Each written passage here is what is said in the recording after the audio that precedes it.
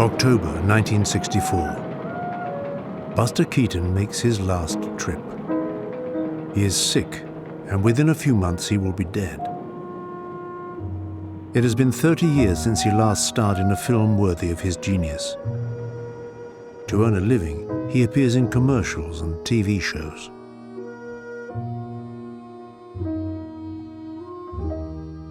In the 1920s, he was one of the most famous movie stars in the world. His films earned millions. They were among the funniest, most emotional, most inventive movies of the silent era. But within a few years, by the mid-30s, he was broke, all washed up.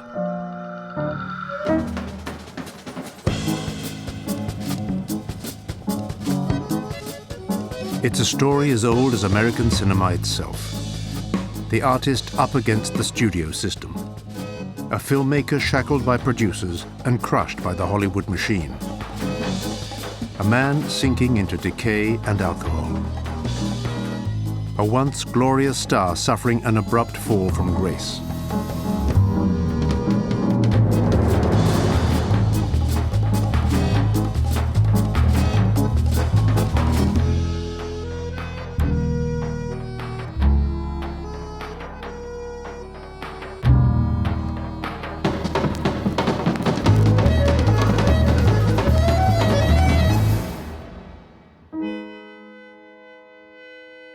(1928). Buster Keaton is at the pinnacle of his success. All around the world, audiences recognize him and adore him. The sound of laughter resonates through movie theaters at the sight of his deadpan face. He was the man who never laughed, nicknamed Old Stoneface. Topped off with a boater hat as flat as a gramophone record, his face was an imperturbable mirror.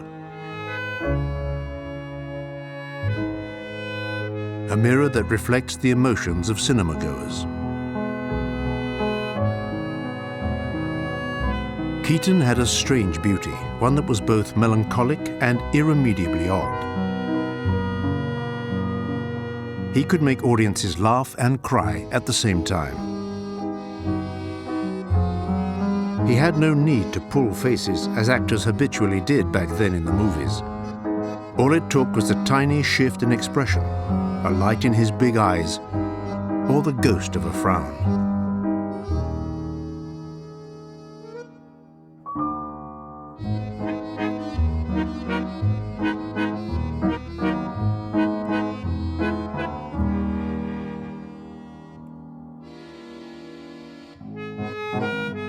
Keaton never smiled because he didn't need to. He had other ways of showing he was happy. His body expressed his emotions. The way he turned around or walked. When Buster Keaton was in a scene, you couldn't take your eyes off him. He lit up the screen.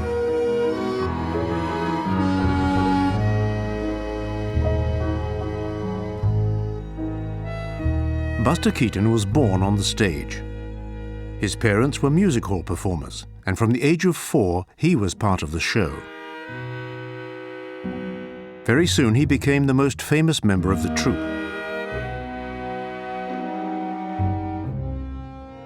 Like a circus kid, he learned how to perform the most improbable stunts. Controlling his body was like a sixth sense. He knew how to fall without hurting himself, always avoiding landing on his neck, spinal column, elbows, or knees. He knew which muscles to tighten, which to relax. Buster could do it all.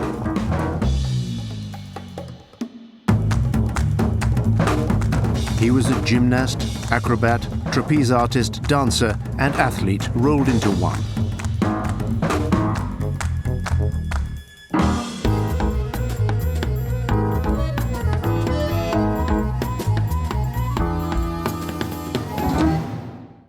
It seems inconceivable now, but he never used a stunt double.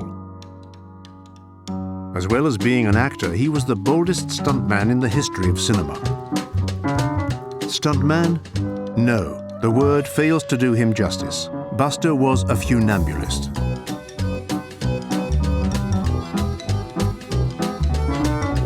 He toyed with danger, mocked it, sneered at it.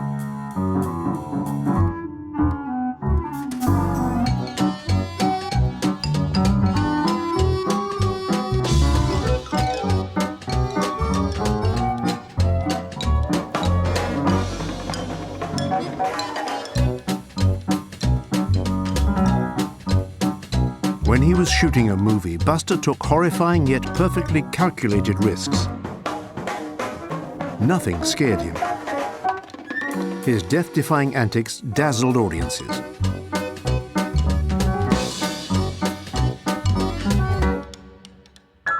In Steamboat Bill Jr., he perfectly performed a stunt he had already tried out in a short. To make the facade of a building fall on him, a heavy wooden structure, he had to be standing in exactly the right spot. The slightest miscalculation, and he would have ended up with a broken neck.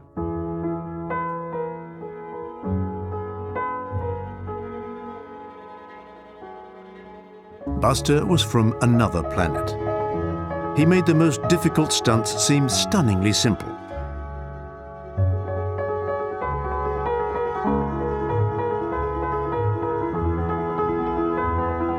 While filming 3 Ages, his first feature-length movie, he misjudged a jump between 2 buildings.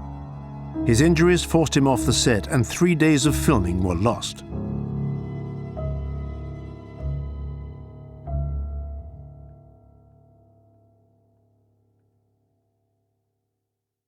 But the fall was so spectacular that the take was used in the movie. Buster edited it onto another stunt to wrap up the sequence.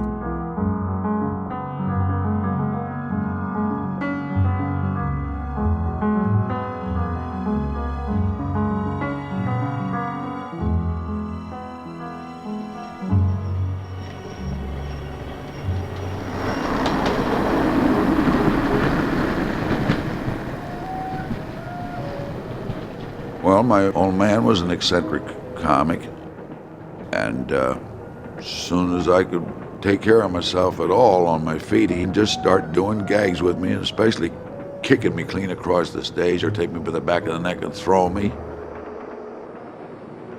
And as I grew up to around 7 and 8 years old, we were called the roughest act that was ever in the history of the stage.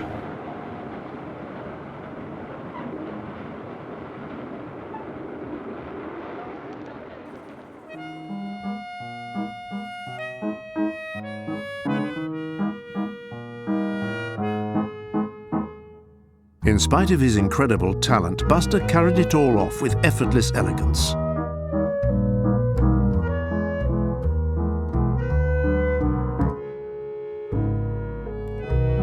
Despite boasting astonishing suppleness and dexterity, he had a preference for playing clumsy and awkward types.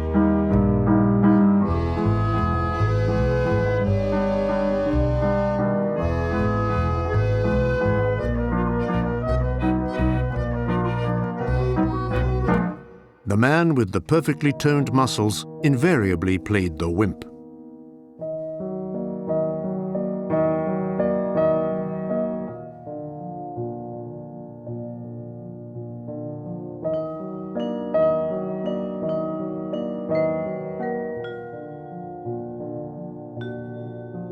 Buster was the puny weakling forced to tackle the tough guys, sinister-looking types ready to make him suffer.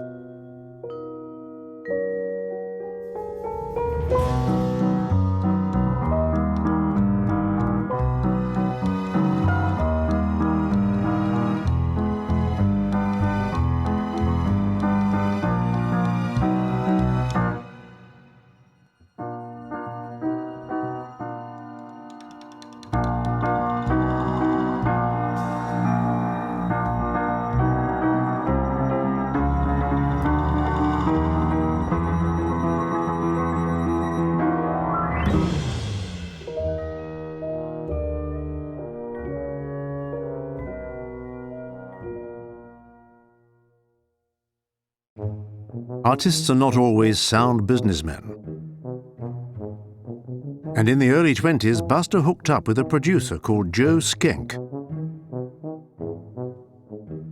Schenck took care of all the financial details so that Buster could concentrate on what he did best, the artistic direction of his films.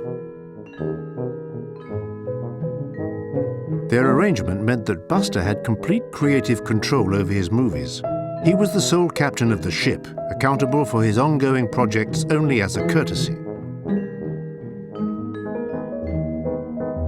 He was free to supervise every aspect of production. He wrote, directed, starred in, and edited his movies. Buster called the shots, played any part.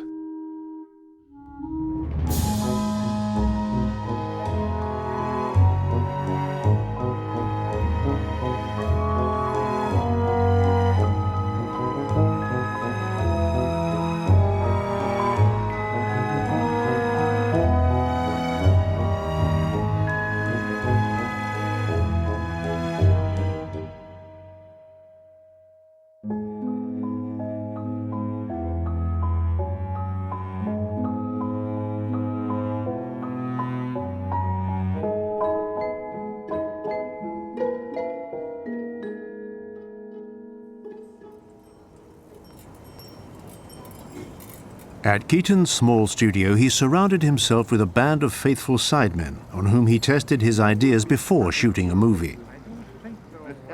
His cameraman was one of the best in the business, while his set decorator was a master of his craft. It was a case of anything goes and we'd try anything, he said.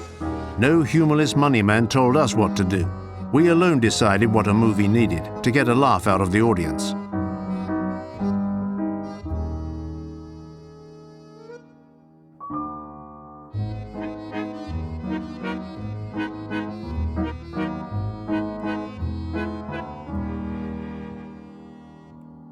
Surrounded by his team, Buster was like a skilled artisan crafting his movies, meticulously and with total dedication. During a shoot, he left himself room to improvise. But if he particularly liked a scene, he might spend several days getting it right. And if the edited sequence did not work as Buster had hoped it would, then he shot it again, whatever the cost.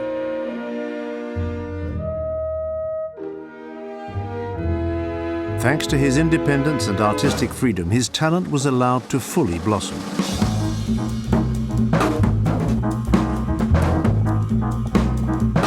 Between 1920 and 1928, he shot 19 shorts and 10 feature-length films. His creativity knew no bounds. Every film was more inventive than the last. Buster's exploits became more and more audacious. Nothing was too challenging for him.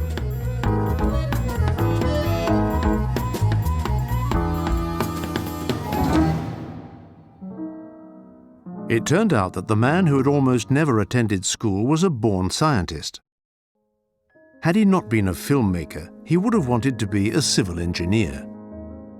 But more than a civil engineer, he was, above all, a poetic engineer. In his film The Scarecrow, Buster dreamed up a small and very practical home in which every object was dual purpose.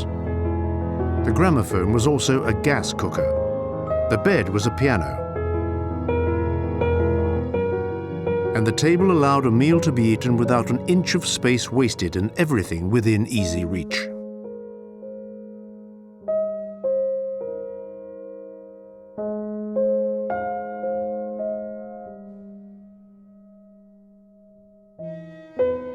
And once the meal was over, clearing the table and washing up was child's play.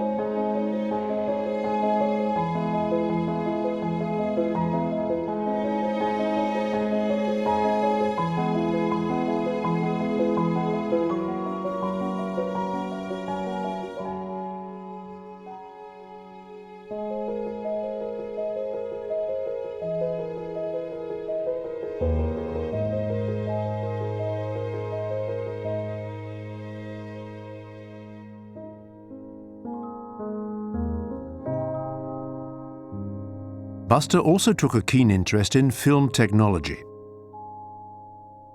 The first thing he did, even before starting his career in movies, was to completely dismantle a camera to find out how it worked. Thereafter, he constantly sought to use the camera in original ways. Throughout the 1920s, he experimented with what was still a new art form.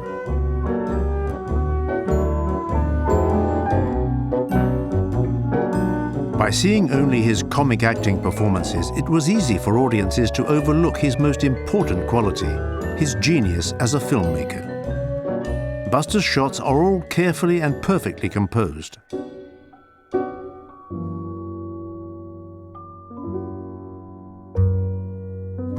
As a director, his ideas are delightful and often disarming in their poetry and simplicity.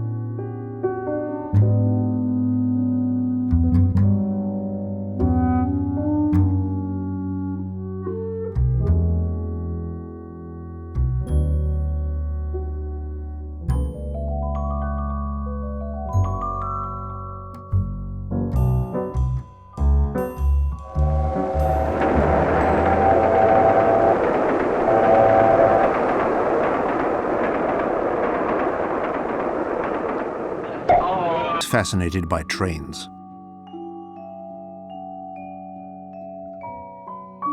Old trains, trolley cars, locomotives, wagons, steps and balconies.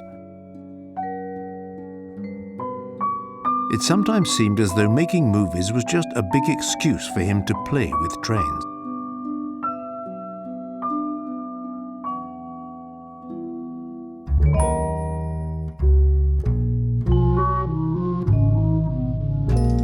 He liked to build detailed reconstructions.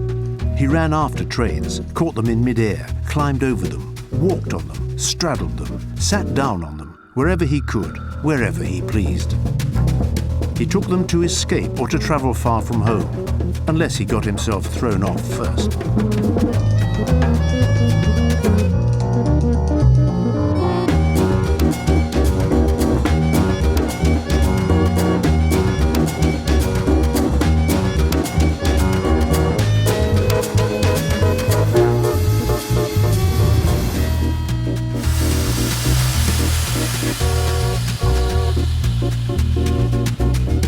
Buster is a train driver trying to recover his beloved locomotive. To save his true love, he must save his train, and vice versa.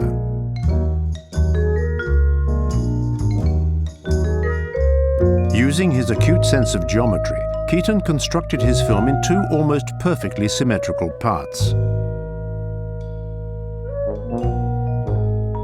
Along the way, he pulled off some of his trademark feats.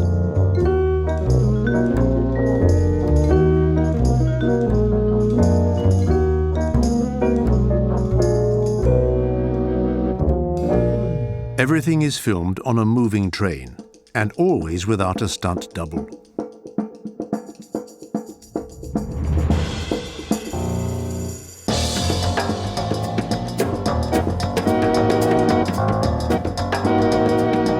For the shot in which the enemy engine is destroyed, using a model was out of the question. He had a bridge constructed over a river in Oregon and drove a real train off it.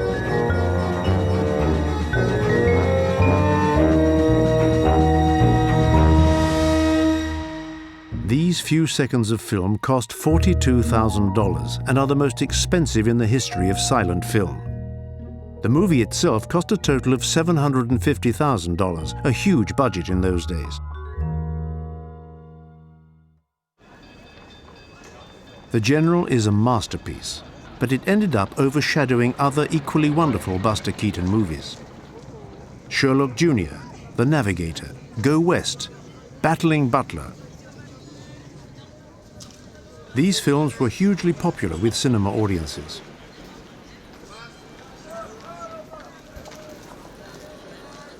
In the mid-1920s, Buster Keaton was, along with Charlie Chaplin and Harold Lloyd, the most famous comedy actor in the world. He was barely 30 years old. His face still had a childlike quality. And his childhood often provided him with the material for his films.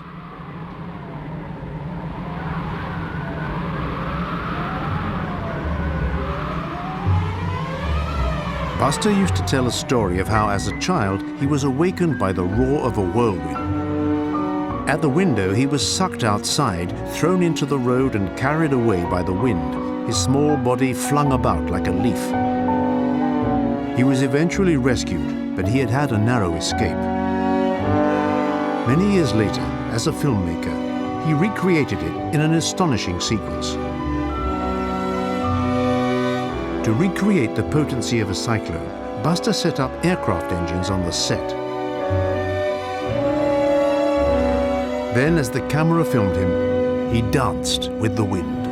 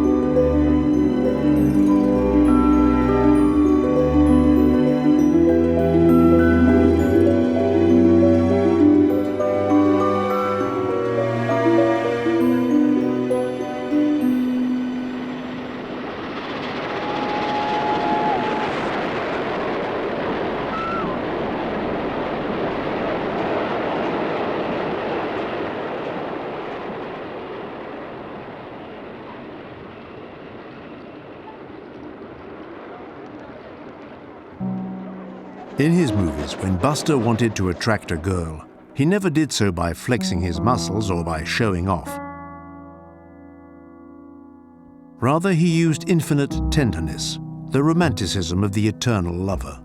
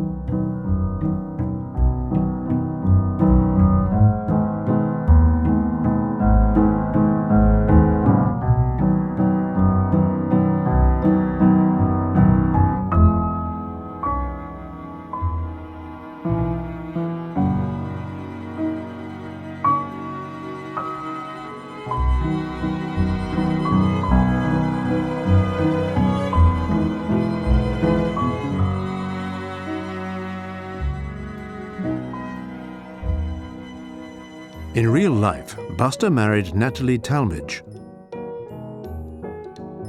Natalie had two sisters, both of them movie stars. One was married to Joe Skenk, Buster's producer. Buster had cast his wife, Natalie, in his film Our Hospitality. Basically, the entire family was in movies. Buster and Natalie had a dog and 2 children. They lived in a huge villa in Beverly Hills, which Buster had constructed in 1925. 7 bedrooms, 6 servants, with a 3-room apartment above the garage for the driver and his wife. 5 acres of lawn, 1 huge bed for Natalie, another for Buster.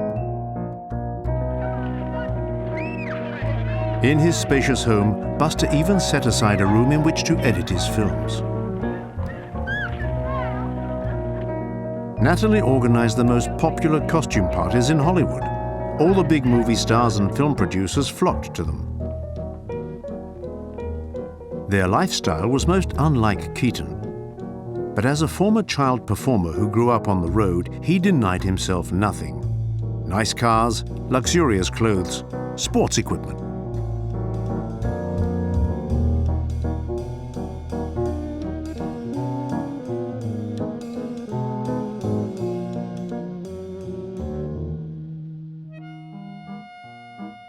Buster Keaton was 32, and the world was his oyster. He was rich, famous, and married to a society woman. His films were praised by the critics. His private life seemed perfect. He even took the occasional mistress. Best of all, though, he was an independent filmmaker, answerable to no one aside from his audience.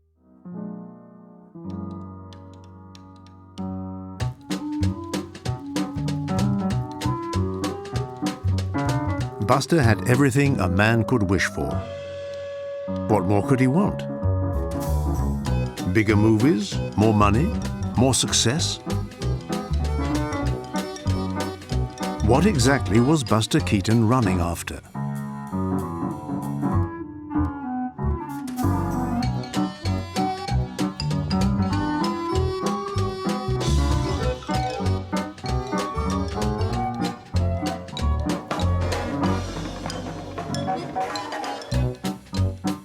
At the pinnacle of his success, he made what he would later describe as the biggest mistake of his life.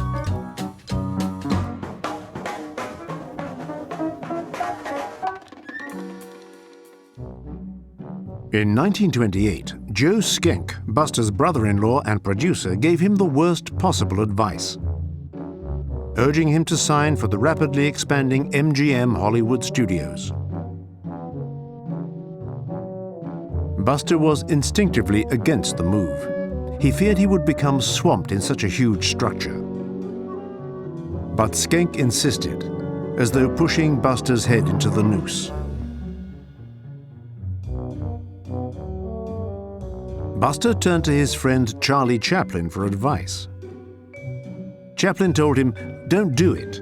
They'll ruin you helping you. They'll warp your judgment. You'll get tired of arguing for things you know are right." Closing down his small studio, he moved in at MGM. The pay was good, $3,000 a week, and he was given his own little house inside the studio. The promised movie-making paradise turned out to be hell for Buster.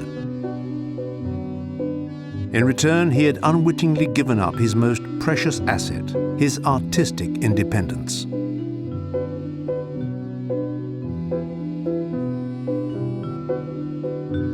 With the stroke of a pen, Buster signed away his freedom as a filmmaker. His contract stipulated that he would be consulted on storylines, but would not have the last word. That would be the decision of the MGM producer.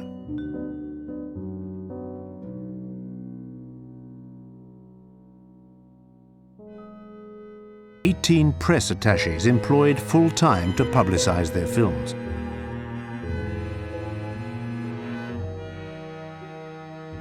MGM was also an extraordinary machine that manufactured screen icons. Overnight, studio bosses could transform an extra dreaming of glory into an international star. They taught them to walk, to speak, to dance, changed their names, and dyed their hair. At the head of this operation, Louis B. Mayer ran the studio with an iron fist. He controlled the private lives of his stars, married them off when rumors of homosexuality took hold in the tabloid press, exchanged performers with other studios, all the while jealously watching over his child stars. For Mayer, the key ingredients to a successful movie were, in order of importance, the star, then the producer, then the script, and finally, a long way behind, the director.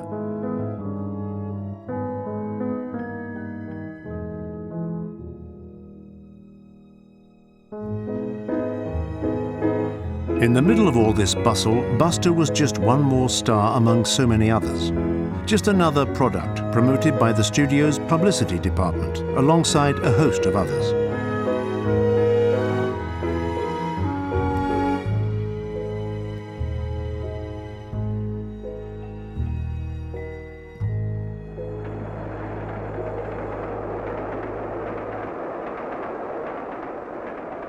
I decided on a plot. We always look for the story first. And the minute somebody come up with if a man gets into this situation, how does he get out of it? As soon as we found out how to get out of it, then we went back and worked on the middle. We always figured the middle would take care of itself.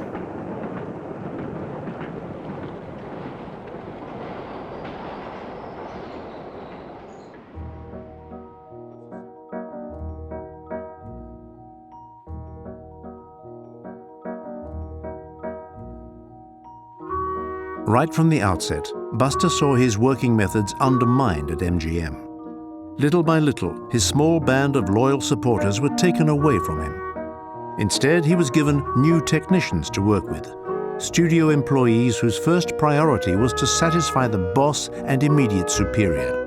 The quest for technical perfection was counterproductive to the movie. As Buster himself said, no film ever became a masterpiece only through perfect lighting or outstanding camera work.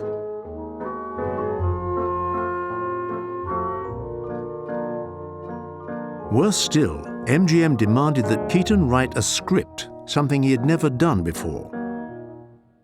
He had always built the storyline of his movies through discussions with his team, assembling everything in his head. But at MGM, there was no messing around with screenplays. To better oversee the work, Louis B. Mayer applied strict division of labor. One writer was charged with coming up with ideas, another with writing the story, a third the dialogue, which was rewritten by a fourth before the script was polished by a fifth. All in all, the rewrites could involve 36 writers working on the same script. For Buster, this method was a disaster. He found himself surrounded by a gaggle of writers, each more brilliant than the next, each striving to impose his ideas, to justify his fee.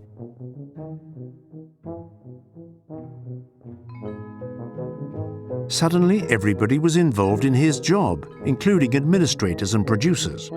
All the chatter, the meetings, and the brilliant minds. For the first time, Buster began to doubt his own instincts.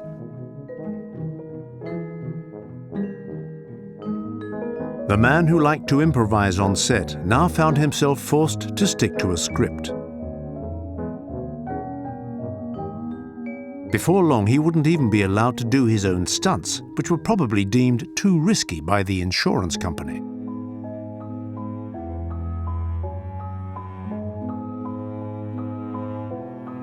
Nevertheless, Buster's first film for MGM, The Cameraman, is a marvel.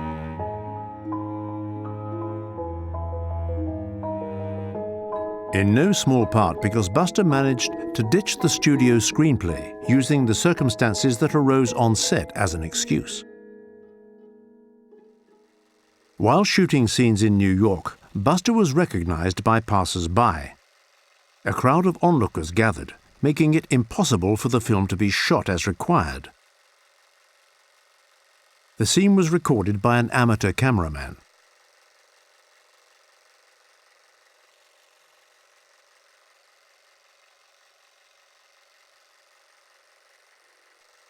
According to the carefully worded screenplay, nobody in New York knows our hero. Unable to stick to the script, Keaton seized the opportunity to introduce his own ideas.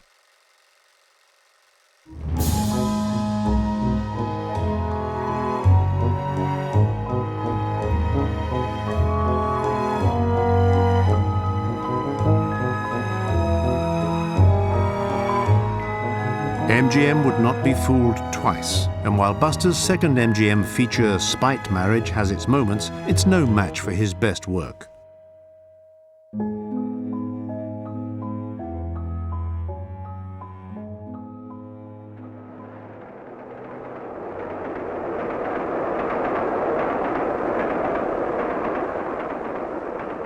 Well, our early successes, we had to get sympathy to make any story stand up. But the one thing that I made sure that I didn't ask for it. The papa, got the papa, oh, Salt Lake line. As soon as I've gone, you count to 20 slowly and then scream your head off. By the end of the 1920s, Hollywood was in the throes of a major revolution. Marie, I pledged myself to find a cure.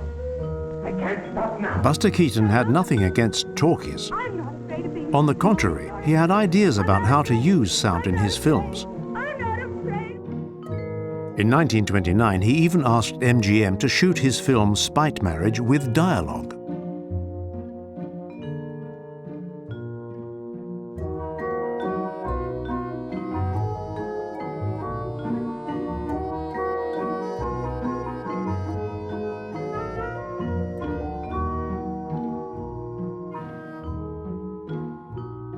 The studio's reply was that their sound equipment was primarily for use in the production of musicals and dramas, not Keaton-type films.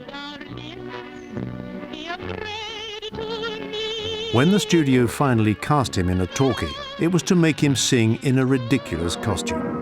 Show girls, slow girls, never had a beau girls. Here's your only chance and how free and easy. The film, Free. Because Keaton's talkies were artistic failures, it was long assumed that it was the arrival of sound that killed him. But the studio's methods were his real undoing.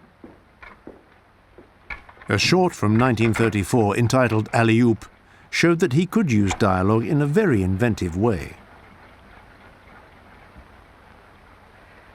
It's my watch that needs attention, not me. Oh, yes.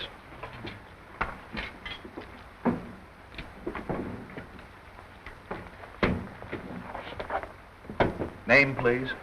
Paula Stevens, Phone number. 987. Married or single? A single. Engaged? What has that to do with repairing a watch? Oh, I thought maybe I'd deliver it to you.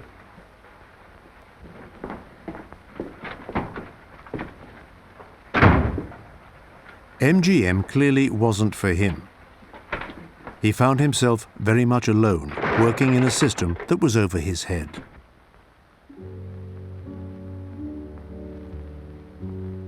In the early 1930s, Louis B. Mayer decided to cast Keaton alongside comic actor Jimmy Durante in a series of films.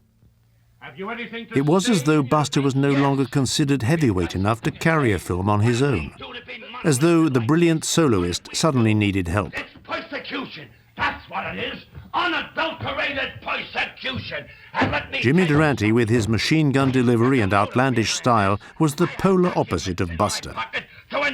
Casting two such incompatible stars in the same movie made little sense. And listen to me. But Buster was dealing with studio bosses who were churning out movies, sticking to a formula that met their rigorous manufacturing specifications. With Buster's very personal style at loggerheads with the well-oiled MGM machine, the studio now sought to sideline him.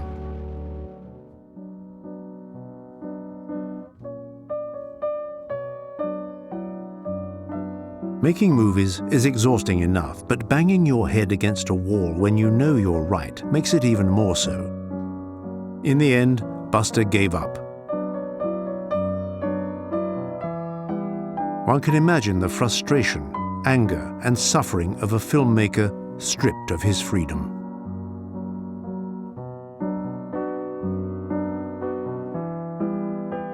Within just a few short years, Buster found himself trapped, suffocated by a system he had signed up to of his own free will. Forced to appear in films unworthy of his talent, Buster started drinking more and more.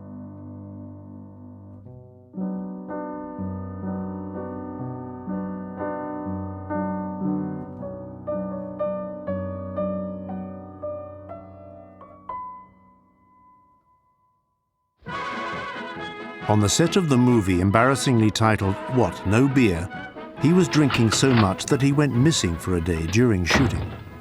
His absence brought production to a standstill and cost MGM a whole working day. Yeah?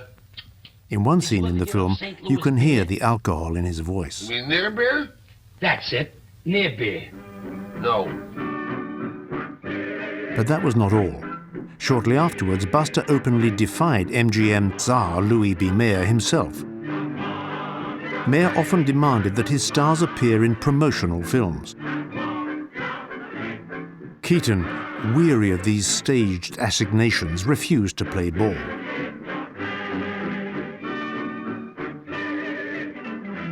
The following Monday, he found a curt letter on his dressing room table. "Your services at Metro-Goldwyn-Mayer Studios are no longer required." Signed, Louis B. Mayer.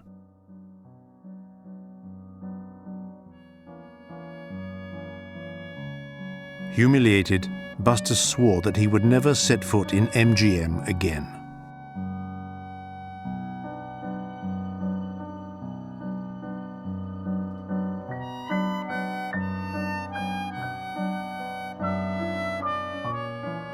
Having been let go by MGM, Buster was available to work for any of the other big studios: Paramount, Columbia, Warner Brothers, Universal, Fox, RKO, but not one of the majors made him an offer. Known to be an alcoholic and difficult to work with, he had become a pariah in Hollywood.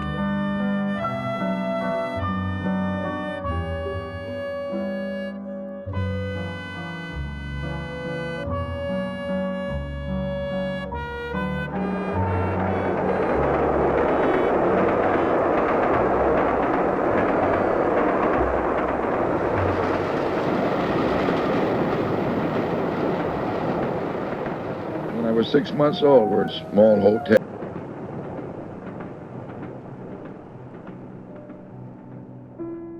In his films, Keaton had the art of falling down to perfection.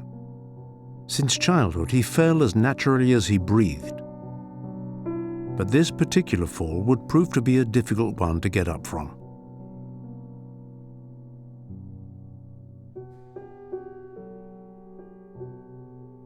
His private life collapsed like a house of cards. His wife filed for divorce.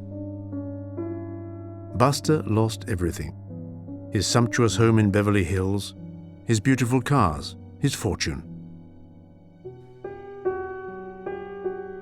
A further dagger blow was delivered with his wife's legal application to have their children's surname changed from Keaton to Talmadge.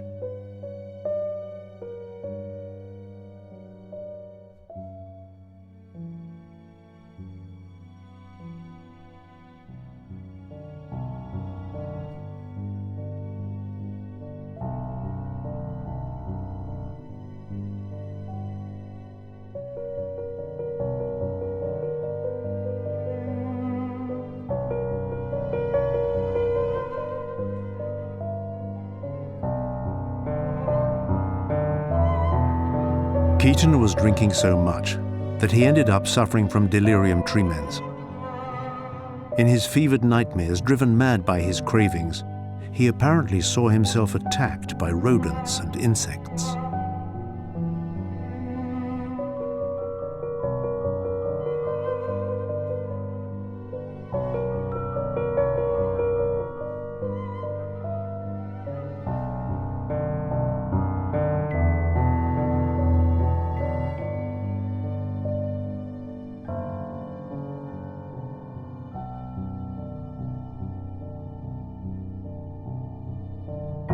Committed to an asylum, he was forced to undergo shock treatment. Keaton was force-fed drinks by barmen in white coats, whose job it was to deliberately aggravate his heartburn until he couldn't swallow another drop of alcohol.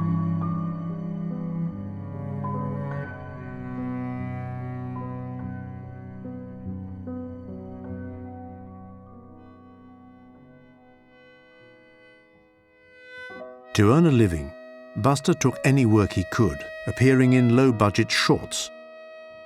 The man who only a few years earlier had been directing blockbusters was now begging to be allowed to direct one of these small films.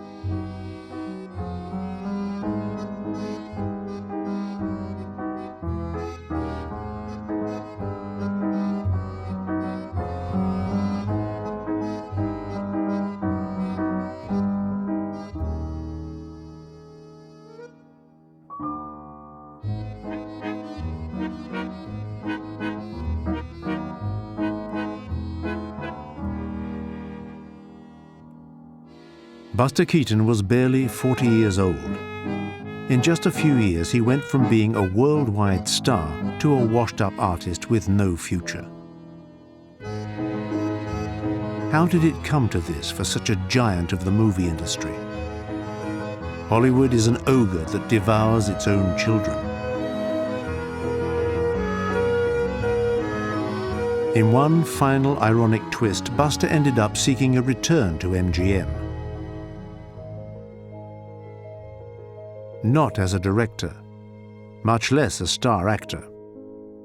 He was offered a job as a gag man, offering advice on other people's films, uncredited, for the princely sum of $100 a week. Then, just when he reached rock bottom, life offered him a new start.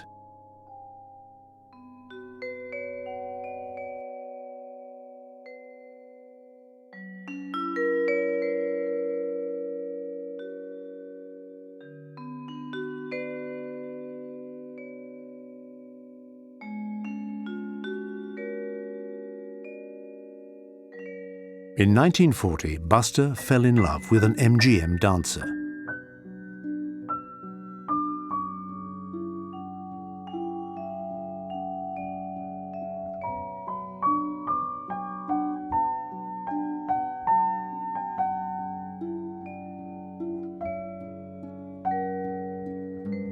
Eleanor Norris would stay with him till the end of his days.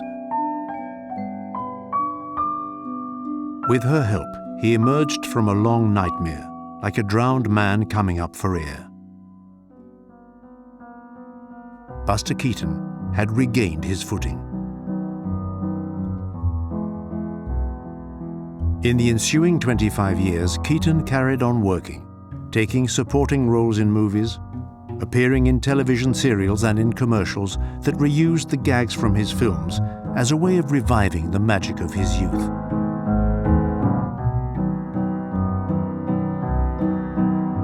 Buster Keaton became a living imprint, the image of a golden age of comedy, now looked back upon with nostalgia and affection.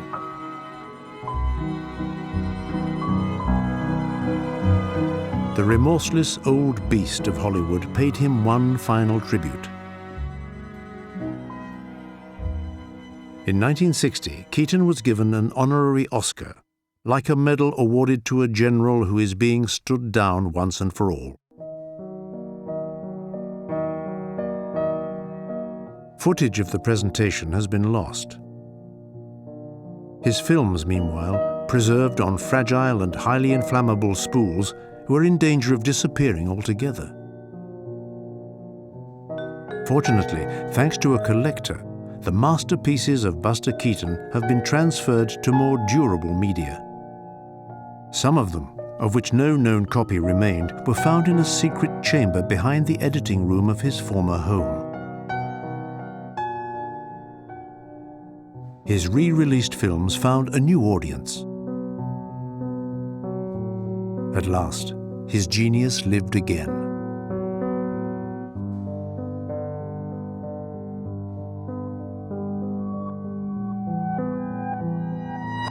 In his latter years, he was rediscovered by a new generation of filmmakers. In a small vehicle.